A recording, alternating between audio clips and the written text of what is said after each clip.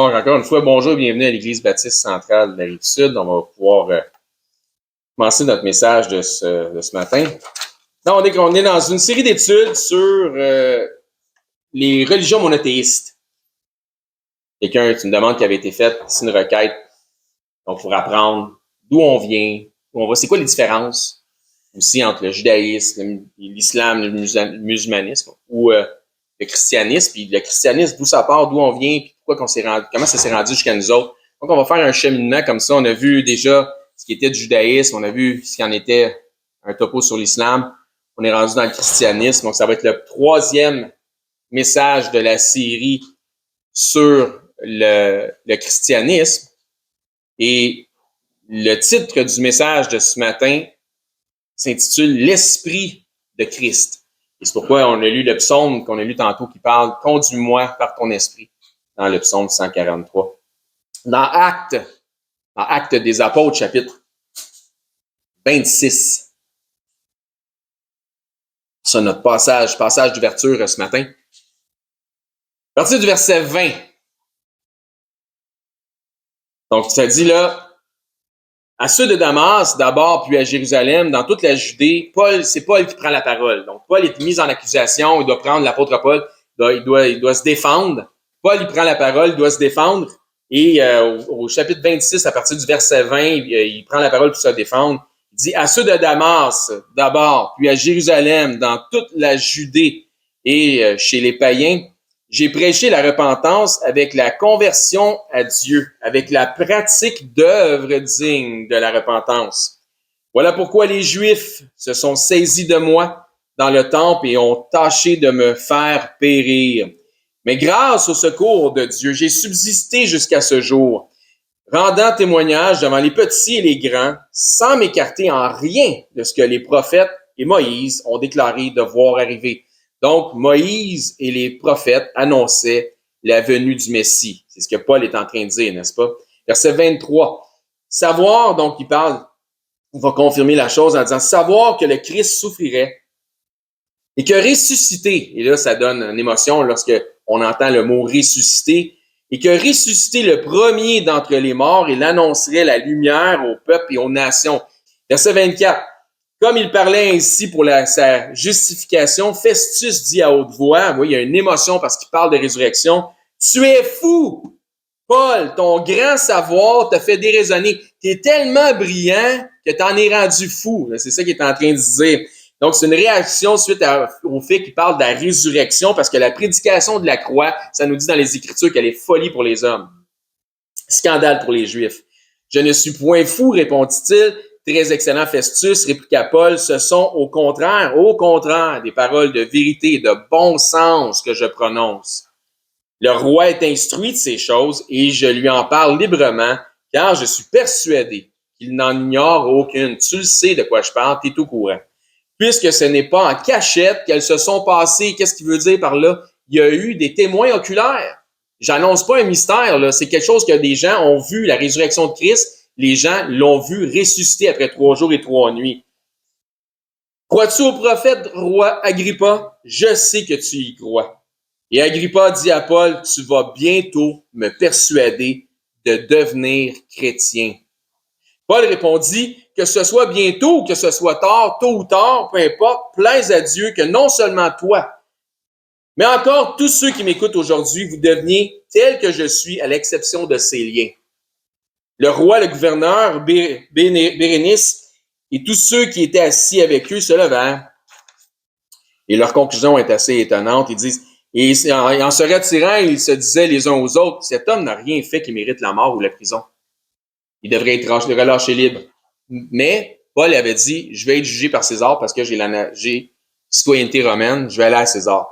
Et Agrippa dit à Festus, cet homme pouvait être relâché s'il n'avait pas été appelé à César. Donc, il t'a demandé d'aller à César, tu vas aller à César. Donc, c'est un message qui va avoir, qui est en 2 volets. Là, un message que je vais vous donner de la perspective. Puis, dans un autre volet, c'est un message qui va susciter un petit peu de controverse. Donc, je demanderai de garder l'esprit ouvert, mais les choses que je vais vous apporter vont avoir toujours ce qu'on appelle un backup.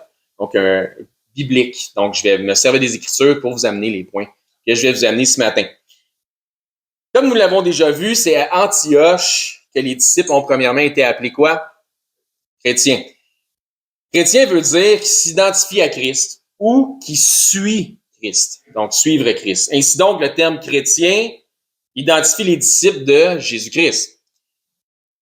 Jacques, fils de Zébédée et frère de Jean, donc Jacques l'apôtre, un des deux Jacques qui était apôtre, a probablement été tué par Hérode avant que le terme chrétien ne devienne populaire ou qu'il soit utilisé à Antioche.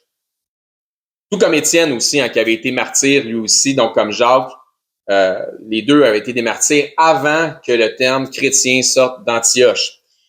Même si ces deux hommes ont été tués avant que le terme chrétien soit quelque chose qui soit devenu populaire, ça ne change pas par définition que ces deux hommes-là suivaient Christ. Donc, ils étaient chrétiens, même si chrétien, le terme n'existait pas, n'avait jamais été utilisé avant. Est-ce que ça fait du sens? C'est parfait. Si nous devions mettre un moment, un temps défini, à savoir exactement quand a commencé le christianisme, ce serait difficile, hein? Quand est-ce que ça a commencé le christianisme? Je pense qu'on pourrait être légèrement embêté. Autrement dit, le mouvement n'a pas commencé au moment où ce qui a été reconnu comme tel Antioche. C'est pas quand on a commencé à dire, ben ça, c'est les chrétiens ou la secte des chrétiens ou que les disciples ont été appelés chrétiens, que nécessairement la chrétienté n'a pas commencé là à cause du terme. La chrétienté n'a pas commencé comme étant liée au terme. Donc, c'est pas l'apparition du nom chrétien qui définit le temps, le moment où le christianisme a débuté. Vous suivez toujours? Parfait, super. Donc définit effectivement que les deux martyrs, Étienne et Jacques, étaient des chrétiens, même si c'est après leur mort que le terme a fait surface. En fait, comme je le disais, le temps réel du début de la chrétienté peut varier selon certains théologiens. Bon, on n'a pas vraiment besoin des théologiens, on a la Bible, fait qu'on est capable d'aller chercher quand même les informations. Donc, pour ma part, si vous me posez la question, pour savoir quand débute la chrétienté, ma réponse pourrait sembler exagérée. J'ai la bonne réponse, puis j'ai la réponse exagérée. Les deux sont bonnes. Je vous répondrai un peu comme l'apôtre Jean a dit, au commencement était la parole. Donc, autrement dit, au commencement était Jésus-Christ. J'irais même jusqu'à vous dire que 100% de ceux qu'on appelle les prophètes, c'est-à-dire de la Genèse à Jean le Baptiste, étaient tous des chrétiens. Vous pouvez tourner dans 1 Pierre 1. Ils étaient tous des chrétiens, comme Paul l'a dit dans notre texte d'ouverture. Il disait, j'ai commencé à enseigner, j'ai parlé des choses que Moïse, les prophètes et Moïse avaient enseignées concernant Christ qui était supposé venir, souffrir puis ressusciter. C'est ce que Paul a dit dans le texte d'ouverture, n'est-ce pas? Donc, ces gens-là prêchaient Christ à venir. Tous espéraient, tous les prophètes, Moïse, tous les prophètes, tous les grands noms qu'on voit dans Genèse aussi, tous espéraient, annonçaient et voyaient par la foi le jour de la venue du Fils de Dieu sur terre. Tous prêchaient l'agneau sacrifié depuis la fondation du monde. Dieu appelle les choses qui ne sont pas comme si elles étaient déjà. Parce que Dieu connaît la fin des choses dès leur commencement. Donc, dans 1 Pierre 1,10, parce qu'il est omniscient.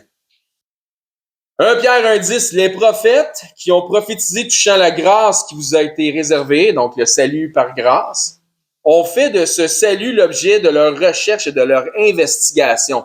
Donc, ils ont passé du temps là-dessus, voulant sonder l'époque, donc le temps, quand, et les circonstances marquées par l'Esprit de Christ qui était en eux.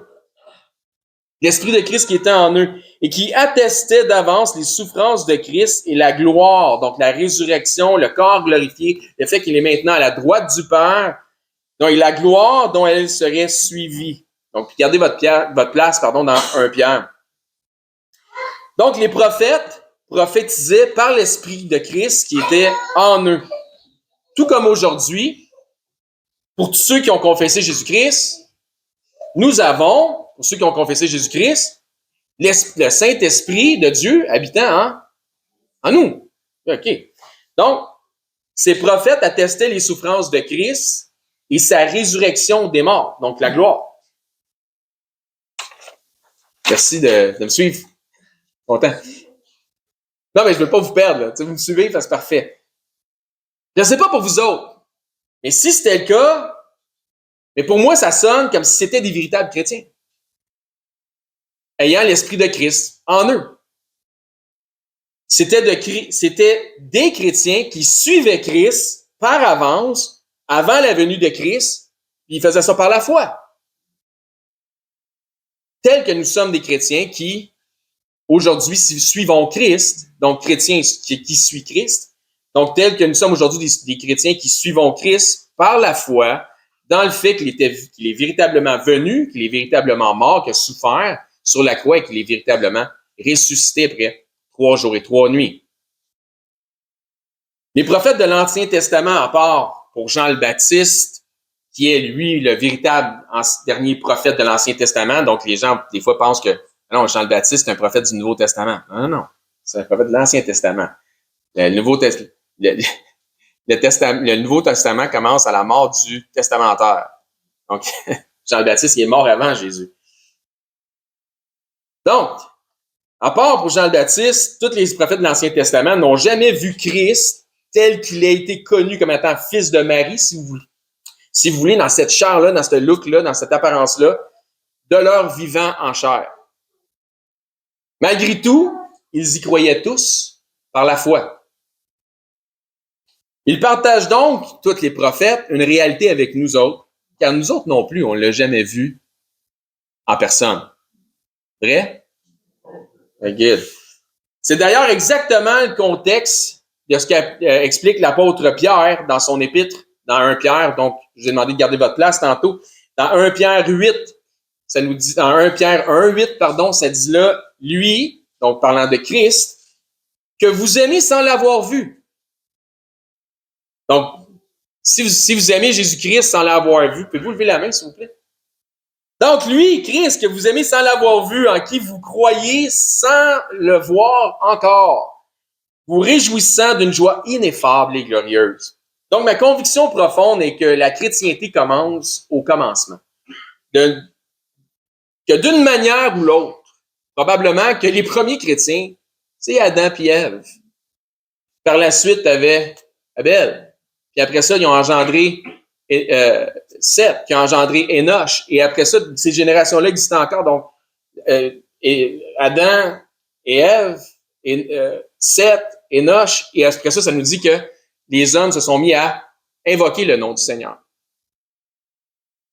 Donc, probablement, comme je dis, qu'Adam et Ève étaient en quelque sorte les premiers chrétiens. Que tous les fameux héros, les héroïnes aussi de la foi furent chrétiens et chrétiennes. Mais pour mieux nous situer dans l'histoire, parlant des chrétiens, tels que nous sommes aujourd'hui, c'est-à-dire suite à la venue du Messie, c'est certain que la chrétienté a débuté avec Jésus-Christ. Donc ça, c'était une tranche de perspective que je vous donnais. La chrétienté commence au commencement.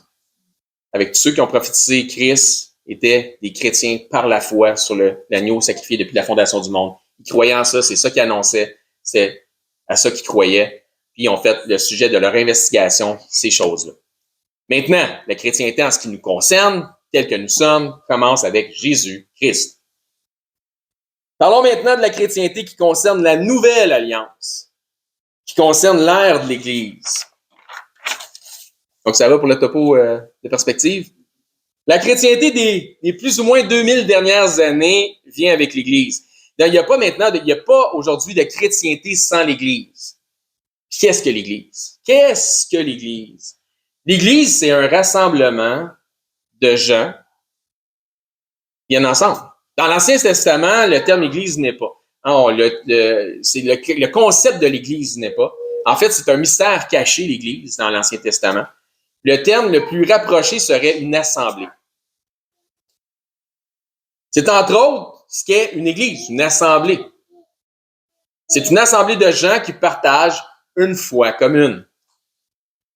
Dans le jargon commun, on va utiliser le mot église pour désigner la bâtisse où on a l'habitude de se rassembler. Je vais à l'église. Et où ton église? Ben, t'es à la 4405 rue Aurel à Saint-Hubert où il n'y a pas d'électricité. L'électricité ne se rend pas. C'est bien dur, ça rentre. Ouais, puis en plus, c'est bloqué partout. Sans GPS. Ouais, gloire à Dieu pour ceux qui sont ici. Merci d'être ici avec nous ce matin. Donc, mais la réalité biblique est autre. L'Église, au sens biblique du terme, représente les gens qui la forment. C'est ça, l'Église. Nous sommes les membres les uns des autres. Nous sommes les pierres avec lesquelles Dieu bâtit son temple. Les pierres vivantes. Donc, le mot Église, du grec ecclésia, qui signifie assemblée, et provient du verbe akaléo, qui dit je convoque. Donc, convoquer des gens qui vont sortir de chez eux pour s'assembler ensemble. C'est ce qu'on discutait ce matin déjà en ouverture, que dans le temps, dans l'Église primitive, les gens creusaient des tunnels pour pouvoir s'assembler ensemble, tellement que c'était important, quitte à peut-être y laisser leur peau s'ils se faisaient prendre pour se protéger de ceux qui essayaient de les envahir ou de les piéger pour les persécuter. Donc, il y avait une persécution qui était là, mais c'était tellement important de ne pas être un chrétien tout seul chez vous, de se rassembler ensemble, qu'ils en creusaient des tunnels pour pouvoir aller s'assembler ensemble. Donc, on a vraiment une bénédiction de pouvoir le faire, même s'il commence à faire un peu chaud, ici ce matin. Donc, ça signifie à la fois, l'Église, une communauté au sens local, mais aussi l'institution globale mise en place par une foi, par des gens qui ont une foi commune, autour d'une foi qui est commune. Donc, nous avons l'Église locale, où nous sommes commandés de nous rassembler. Quand je dis, commandés de nous rassembler. Quand tu lis les Écritures, c'est clair que le Seigneur veut qu'on s'assemble ensemble. Tu ne devrais jamais être un chrétien tout seul chez vous. Je répète ça. Nous avons l'Église locale où le Seigneur nous commande de s'assembler les uns les autres. Pas pour rien que le mot Église et Église, ça veut dire s'assembler. Et tu ne devrais jamais être un chrétien tout seul chez vous. Ça va contre le bon sens des Écritures. Si tu as une justification pour ça, tasse-la, puis reviens dans ton bon sens, dans le bon sens des Écritures. Nous avons aussi l'Église institutionnelle, que nous pouvons appeler l'Église universelle. Ce qui représente donc l'ensemble des croyants à travers le monde, de tous les temps, de tous les âges, depuis la venue de Christ. Donc la question, le terme qu'on entend régulièrement, qui représente, qui veut dire Église universelle. Universelle, ça serait quoi le terme? James? Pardon? Catholique. Qui a dit ça aussi? Ah, c'est excellent. Vous êtes... Je vais donner 1000, mais c'est 500 points. Donc, attention, le mot catholique, lorsque je le prononce, lorsque je l'utilise, je ne donne aucun pouvoir et n'offre aucune allégeance à la secte ou aux sectes qui s'approprient le nom. Donc, je répète ça. Lorsque j'utilise le terme catholique, ça va arriver plusieurs fois à travers les études, je suis pas en train de donner du pouvoir ou de l'allégeance à un groupe qui s'approprie le nom comme un terme qui leur appartient, ou une secte ou des sectes. C'est comme lorsque je prononce le nom de Dieu puis que je dis Jéhovah Dieu. Ben, je suis pas en train de donner du crédit aux témoins de Jéhovah, là. Vous me suivez? C'est pas parce qu'ils s'approprient quelque chose que moi, je peux pas l'utiliser sans leur donner du crédit, sans leur donner du pouvoir ou une allégeance. Même chose ici, si je parle de catholique, je ne réfère pas nécessairement au catholicisme. L'Église catholique veut simplement dire Église universelle. C'est un mot qui veut dire quelque chose.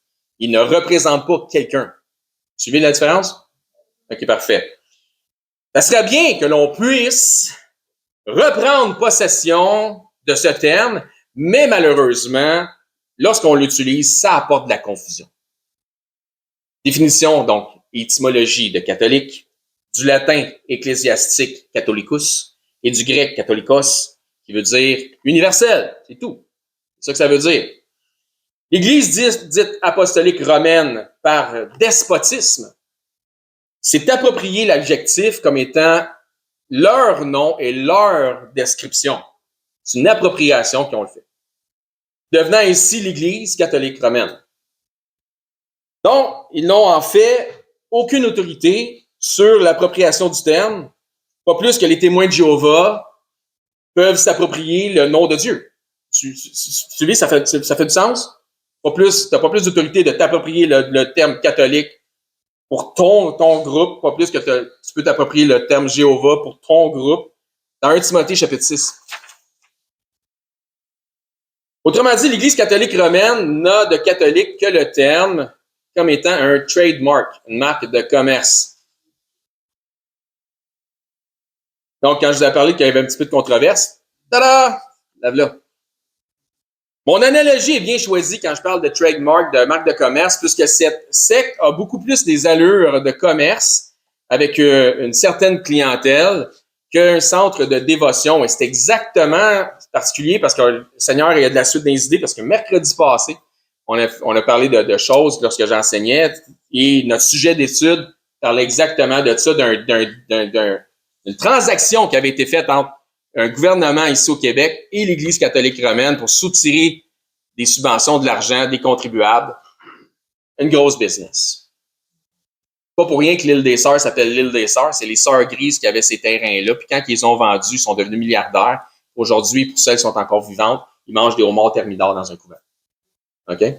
Donc, 1 Timothée 6, à partir du verset 3. Si quelqu'un enseigne de fausses doctrines, est-ce que les oreilles sont ouvertes? OK. Si quelqu'un enseigne de fausses doctrines, il ne s'attache pas aux saines paroles. Donc, comment tu fais la preuve que tu enseignes une fausse doctrine, c'est si tu t'attaches pas aux saines paroles de notre Seigneur Jésus-Christ. Donc, ceux qui s'attachent pas aux saines paroles de notre Seigneur Jésus-Christ, c'est ceux qui enseignent une fausse doctrine.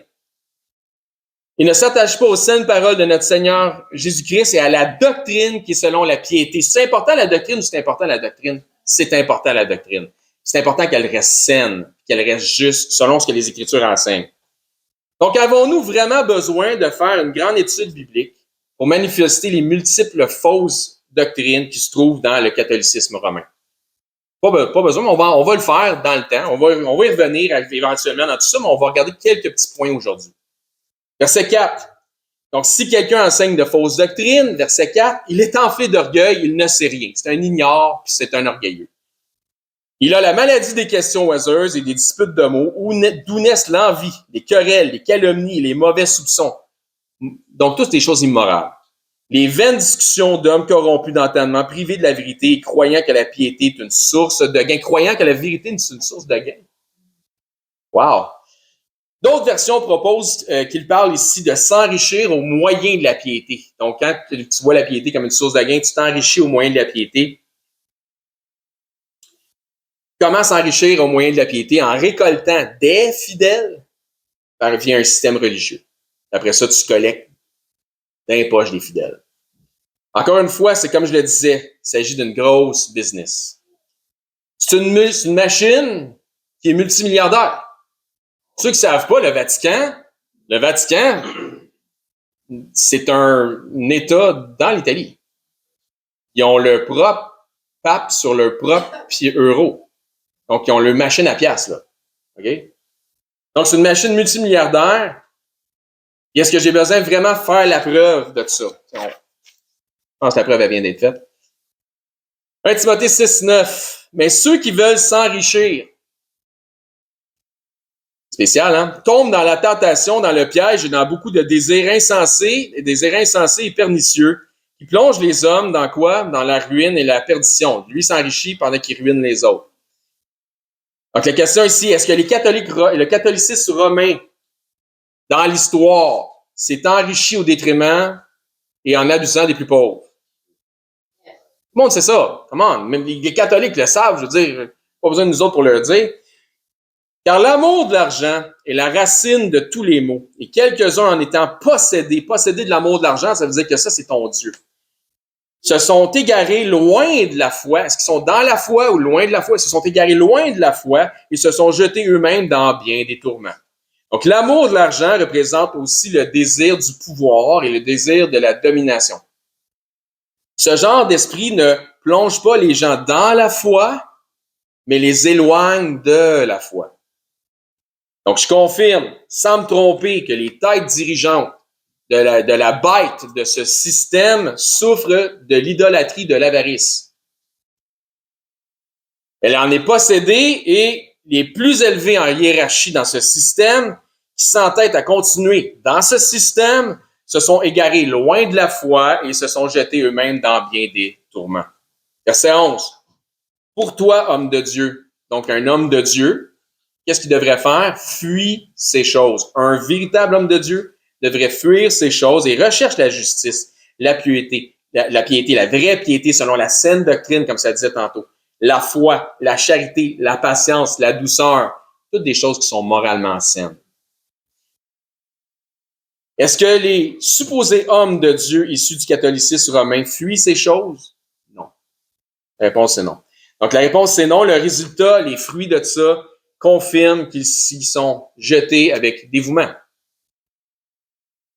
Ceci étant dit, est-ce que je condamne tous ceux qui ont une appartenance à la secte catholique romaine?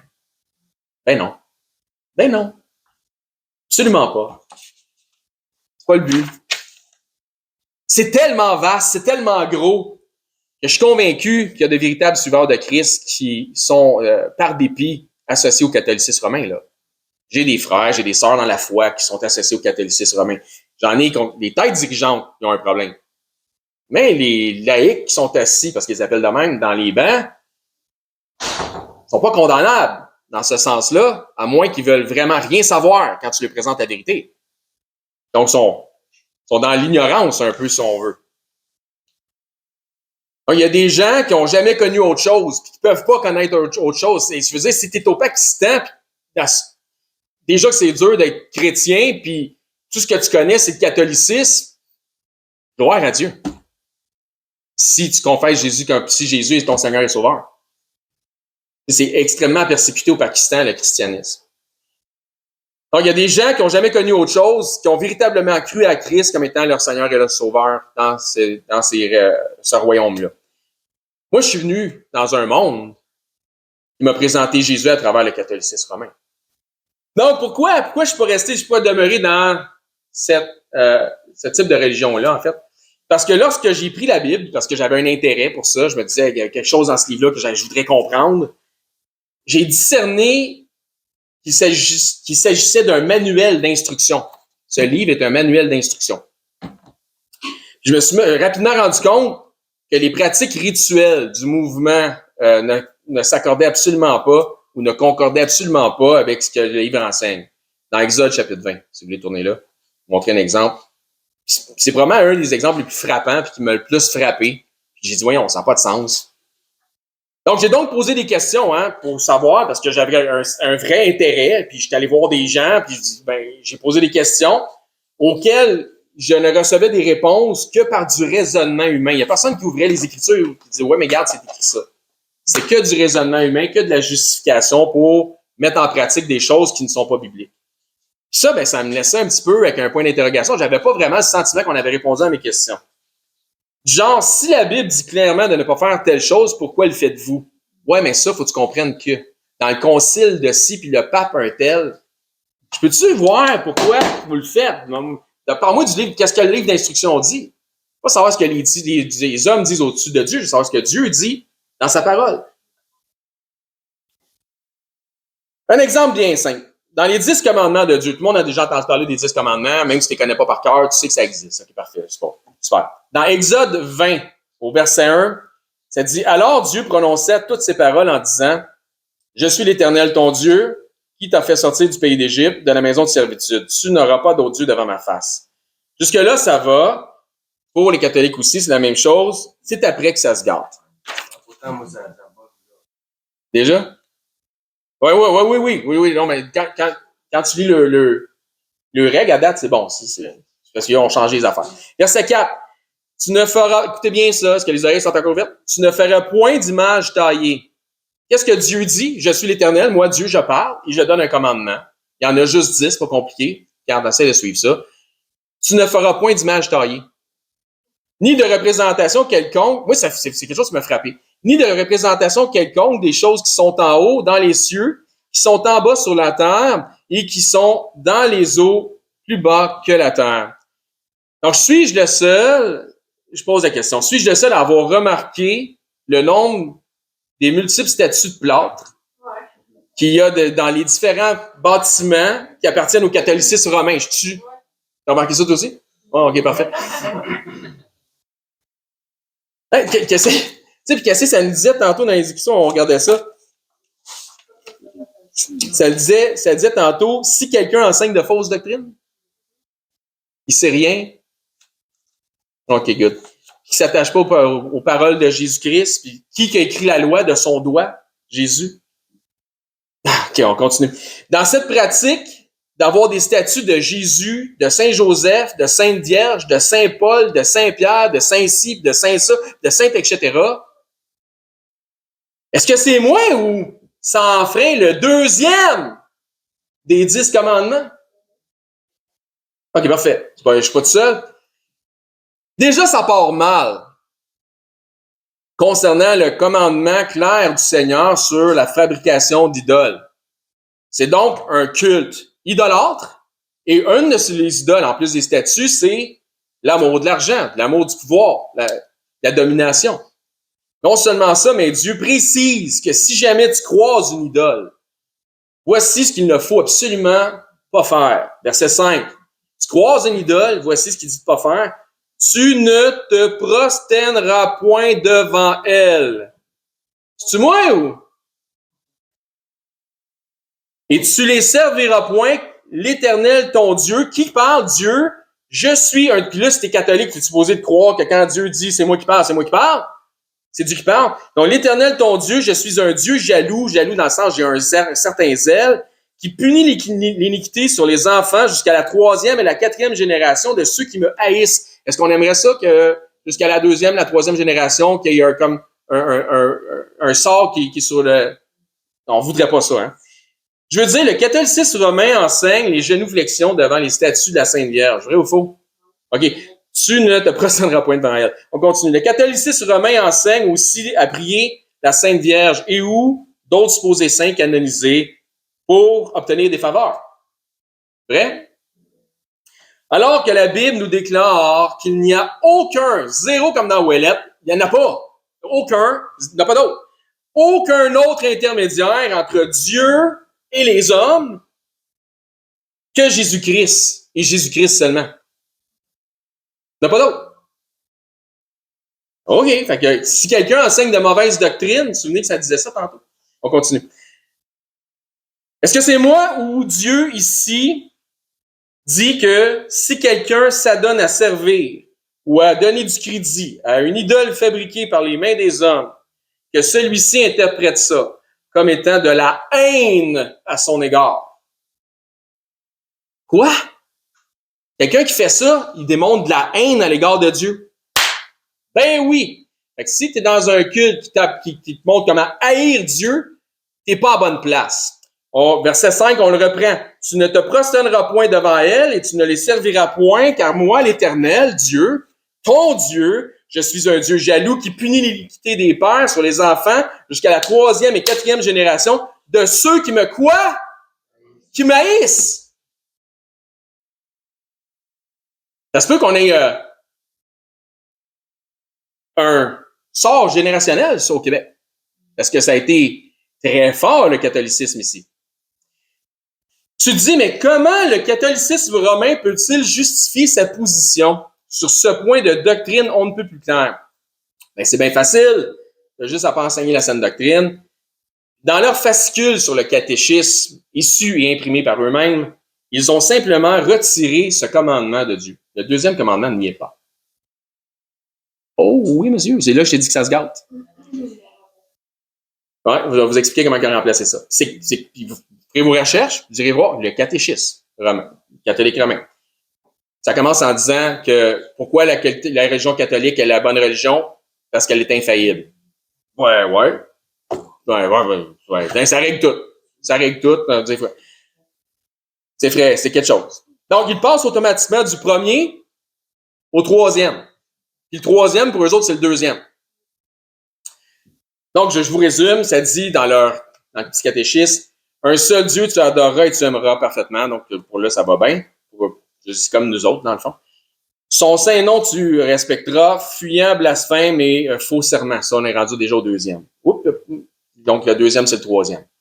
Donc, ils ont divisé le 10e commandement en 2 parties afin d'arriver à 10 commandements, parce que ça en prend 10. Comment on va faire pour en prendre 10? Ben, le 10e, tu le divises en 2, tu arrives à 10 pareil. Puis là, ça dit, tu ne convoiteras pas la maison ou la femme de ton prochain, 9, donc le 9e, et le 10e, tu ne convoiteras pas rien de ce qui est à ton prochain. Ça, c'est 10. Alors que bibliquement, le 10e commandement est dans un seul bloc lorsque ça parle de la convoitise. Donc, Exode 20, 17, si vous avez gardé votre place, tu ne convoiteras point la maison de ton prochain, tu ne convoiteras point la femme de ton prochain, virgule, ni son serviteur, virgule, ni sa servante, virgule, ni son bœuf, virgule, ni son âne, virgule, ni aucune chose qui appartienne à ton prochain. C'est un seul bloc. Il n'y a pas de division en 2. C'est le 10e commandement, tu ne convoiteras pas ce qui appartient à ton prochain. Il s'agit donc d'un mouvement qui, à sa tête, est sectaire et qui cherche à avoir domination sur le troupeau. C'est un système en quête de pouvoir. M'excuserez pas de dénoncer ça, là. Je pense que c'est correct ce que je fais présentement, puis ça vous avertit, vous autres. Donc, qui sans se cacher, ce système falsifie la parole de Dieu, comme on vient de le voir. Il retranche de la parole de Dieu, et c'est un grave péché. Qui ne s'attache pas à la parole de Dieu selon une saine doctrine qui est enflée d'orgueil, qui sont des ignares, aveuglés par l'appât du gain et la domination, le désir de dominer sur les autres, qui enseignent des commandements d'hommes et non pas les commandements du Seigneur, qui abusent de l'ignorance de ceux qui sont appelés les laïcs, qui sont assis dans les bancs, et qui continuent dans ce sens en s'appropriant le premier rang ou le premier rang ecclésiastique comme étant la première église qu'il y a eu.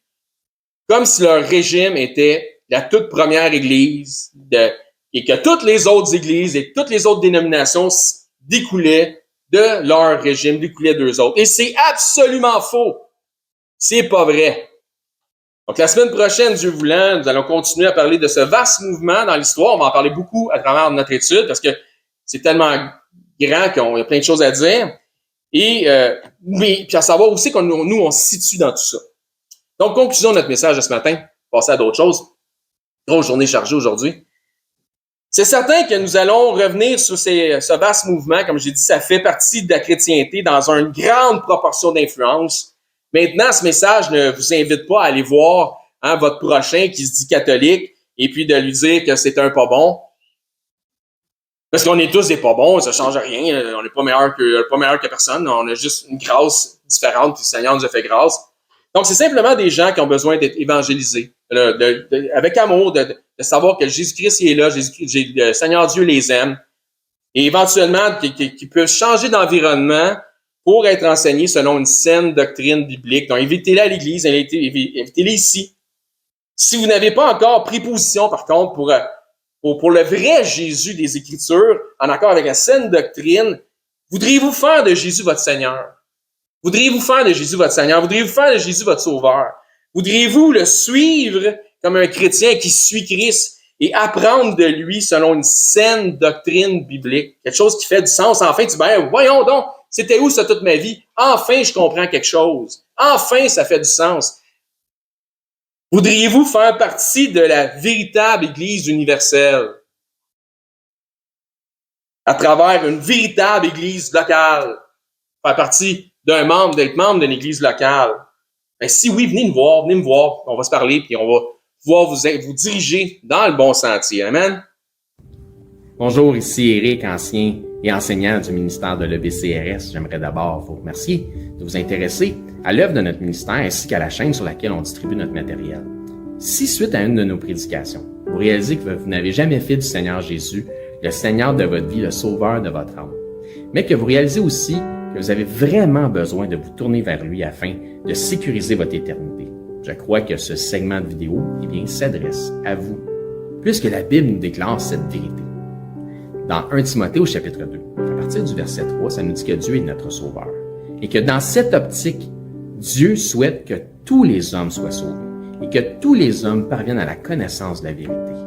Et ça nous dit aussi, car il n'y a qu'un seul Dieu et un seul médiateur entre Dieu et les hommes, et c'est Jésus-Christ qui s'est lui-même fait homme. Et ça nous dit que Jésus-Christ s'est fait homme afin de lui-même se donner en rançon pour le rachat de tous. Jésus a dit en conversant avec ses disciples qu'il est le chemin, la vérité et la vie, et que nul ne vient au Père, c'est-à-dire à Dieu, qu'à travers la foi en Jésus lui-même. C'est la seule façon. C'est ce que Jésus exprime aussi en partageant l'Évangile avec un homme d'un certain âge qui se disait lui-même très religieux. Dans l'Évangile selon Saint Jean, au chapitre 3 et verset 16, Jésus dit à cet homme « Car Dieu a tant aimé le monde, qu'il a donné son Fils unique, afin que quiconque croit en lui, donc met sa foi en lui, ne périsse point, mais qu'il ait la vie éternelle. » Donc la volonté de Dieu, notre Créateur, elle est claire. C'est que tous parviennent à la repentance en faisant le choix volontaire de croire par la foi le récit de l'Évangile de son Fils Jésus-Christ. Les informations qui nous sont transmises dans la Bible nous font comprendre que par nature, malheureusement, nous avons tous enfreint les règles de sainteté déjà établies par Dieu. Nous avons tous enfreint au minimum une des 10 lois, des 10 règles, des 10 commandements, mentir, prendre le nom de Dieu en vain, manquer d'honneur à nos parents, blasphémer, peu importe. Donc Dieu, dans sa perfection, qu'il ne peut renier, est 100% juste. Et puisqu'il est 100% juste, il doit nous juger selon la justice. Et comme nous sommes tous coupables de péché et de transgression, nous méritons tous notre sentence. Mais bonne nouvelle, parce que Dieu, dans sa perfection, est aussi 100% miséricordieux et souhaite faire miséricorde à tous. Donc, Dieu nous tend la main afin de nous sauver du châtiment qui lui est réservé aux transgresseurs de sa loi. Jésus nous explique qu'un endroit terrible a été préparé pour Satan, le chef des anges déchus, des démons, un endroit de flamme, de regret, de tourment, de souffrance, etc. Et la réalité de l'enfer que Jésus nous explique, les raisons pourquoi c'est si effroyable, et que tous les attributs de Dieu, ils sont absents, puisque c'est tellement éloigné de Dieu. Tandis que Jésus dit à ses disciples qu'il est allé au ciel, dans la demeure du Père, pour nous y préparer une place. Dans cette place, le paradis céleste, étant auprès de Dieu, au contraire de l'enfer, étant dans sa proximité, nous y retrouverons l'ensemble des attributs que procure sa présence. La joie, l'allégresse, l'amour, le bonheur, mais dans une proportion qui est inexprimable et incompréhensible pour les simples charnels que nous sommes présentement, dans une façon que les mots ne peuvent pas exprimer. La Bible déclare que le salaire du péché, c'est la mort, et non seulement la mort physique, mais aussi la mort spirituelle. Et que la mort spirituelle est une incapacité à avoir accès à Dieu. C'est une séparation d'avec Dieu.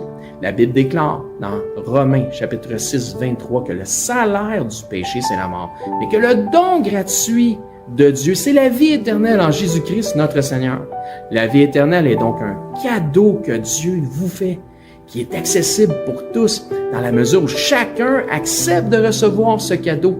Donc, tel un cadeau qui nous est offert, la réalité représente que nous n'avons pas d'effort ou d'œuvre à faire utile pour recevoir ce cadeau. Sinon, ça ne serait pas un cadeau, mais ce serait un dû.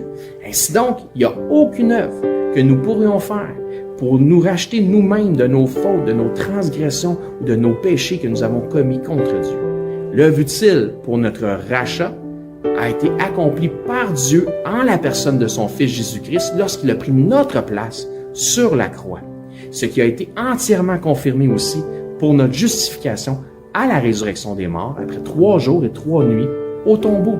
Ainsi donc, la Bible dit que pour être sauvé de la mort et de l'enfer, c'est-à-dire afin d'avoir la vie éternelle et notre place au ciel, il faut simplement mettre notre foi en Jésus-Christ, le Seigneur. La Bible dit « Crois au Seigneur Jésus et tu seras sauvé ». Mais croire au Seigneur Jésus, c'est important qu'on en parle. Croire au Seigneur Jésus a une signification. C'est simple, mais, comme je dis, important. Cela signifie de croire par la foi dans le récit de l'Évangile de son Fils. Puisque la Bible dit que l'Évangile est la puissance de Dieu pour le salut de quiconque croit. Que dit donc cet Évangile, cette bonne nouvelle, puisque Évangile veut dire bonne nouvelle, mais Romains, au chapitre 10, nous en parle justement. À partir du verset 8, ça nous dit que cette bonne nouvelle, cette parole, est près de toi, elle est dans ta bouche et dans ton cœur. Or, c'est la parole de foi que nous prêchons. Si tu confesses de ta bouche que Jésus est le Seigneur et que si tu crois dans ton cœur que Dieu l'a ressuscité des morts, tu seras sauvé. Ça nous explique ensuite, car c'est en croyant du cœur qu'on parvient à la justice et c'est en confessant de la bouche qu'on parvient au salut, selon ce que dit les Écritures. Quiconque croit en lui ne sera point confus. Il n'y a aucune différence pour quelque nation que ce soit juif ou grec, puisque tous ont un même Seigneur qui est riche pour tous ceux qui l'invoquent. Car quiconque invoquera le nom du Seigneur sera sauvés.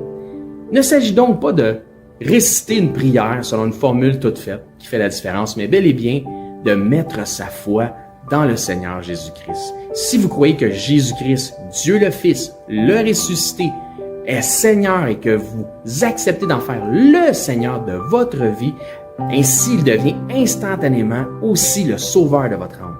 Si tel est votre cas, gloire à Dieu, vous faites maintenant partie de son troupeau.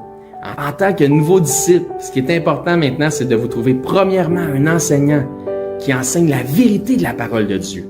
Et joignez l'assemblée où cet enseignant œuvre afin d'avoir part à l'amour des frères et de la famille en Christ. Si pour nous vous êtes local, c'est-à-dire par exemple 2 heures de transport et moins, eh bien venez nous voir, ça va me faire un plaisir de vous recevoir et nous pourrons parfaire votre éducation spirituelle selon une saine doctrine des Écritures. Donc c'est là-dessus que je vous dis, soyez bénis et je l'espère, à bientôt.